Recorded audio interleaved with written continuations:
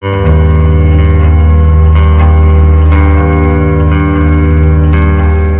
mga kaibigan, update lamang po tayo sa lagay ng ating panahon, no? So patuloy pa rin po natin binabantayan mga kaibigan. Ito pong hypnosis natin galing po sa DOST Pag-asa, no? Southwest monsoon pa rin po nakaka-apekto sa ilang bahagi po ng Southern Luzon at ng Visayas area. Pero bago tayo magpatuloy mga kaibigan, pa-like and subscribe po muna and pahit na rin po ng notification bell. Maraming salamat po. Bukas po mga kaibigan, no, ay posible pong magpaulan, no? Ito pong hanging habagat sa ilang area po ng Palawan at kasama na pong Occidental Mindoro.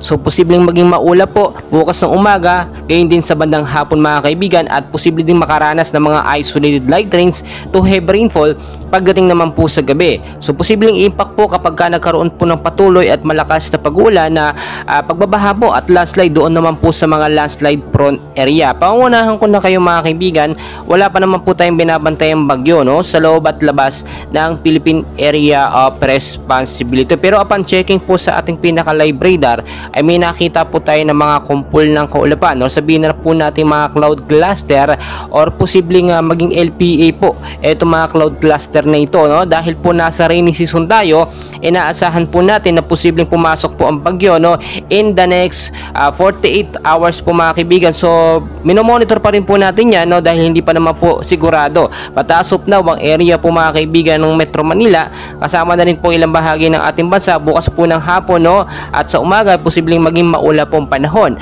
at sa gabi posibleng makaranas naman po ng isolated light rains to heavy rainfall.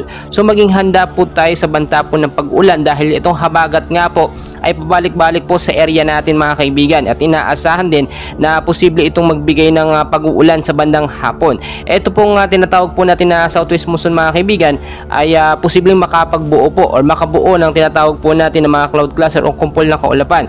Kahit wala pong bagyo ay parang bagyo or sabihin natin sama ng panahon itong southwest monsoon, yung simula po or indikasyon ng tag-ulan mga kaibigan.